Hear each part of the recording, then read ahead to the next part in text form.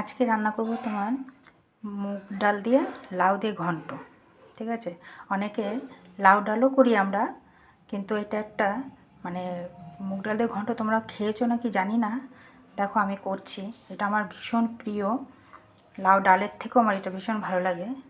তাই এটা এখানে মুগ ডাল নিয়েছি, মুগ ডালটাকে বেশ ব্রাউন করে ভাজবো। এই দেখো পুরো একদম ব্রাউন কালার হয়ে গেছে। এবার জল দিয়ে দেবো, এটা একটু ভালো করে ধুয়ে নেব ভাজার পরে। এবার সিদ্ধ করার সময় না একটু লবণ দিয়ে দিলে তাড়াতাড়ি সিদ্ধ হয়।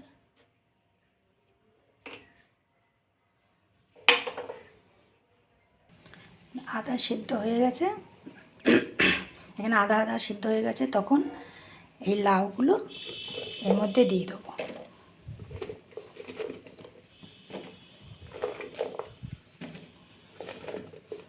একসাথে সিদ্ধ হবে। কাঁচা লঙ্কা দিয়ে দেবো, এর মধ্যে কোনো শুকনো লঙ্কা চলবে না, খালি ফোড়নে শুকনো লঙ্কা। এবার এটা সিদ্ধ হোক। দেখো সিদ্ধ হয়ে গেছে, এবার এটাকে নামিয়ে দেবো। একটু হলুদ দিয়ে নিই,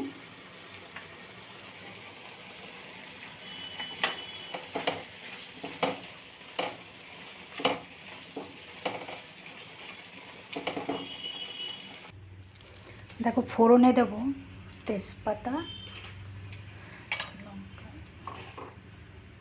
গোটা জিরে, সরষের তেল এখানে ইউজ করবো। মানে সাদা তেল দিলে টেস্ট একদম বাজে হয়ে যাবে।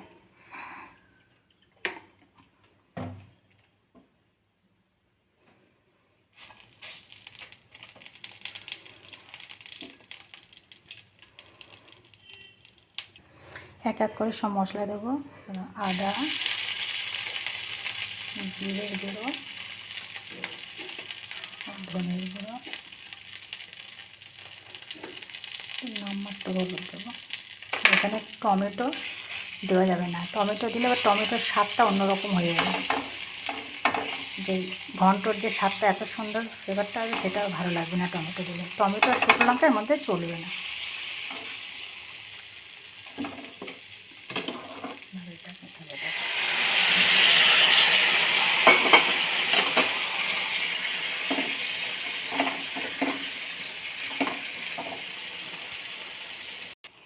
দেখো এবার রেডি হয়ে গেছে। এবার স্বাদ মতো চিনি দিয়ে দেবো, পরিমাণ মতো যে যেরকম চিনি খেতে ভালোবাসে। এগুলো একটু মিষ্টি মিষ্টি না হলে ভালো লাগে না। আর তোমার গরম মশলা দিয়ে এবার নামানোর পরে কেউ যদি ভালোবাসে ঘি দিতে ঘিও দেওয়া যায়। আমি ঘিটা অ্যাড করব না, ঘি দিলে আবার অন্য টেস্ট হবে। লাউ দিয়ে মুগ ডালের ঘন্ট রেডি।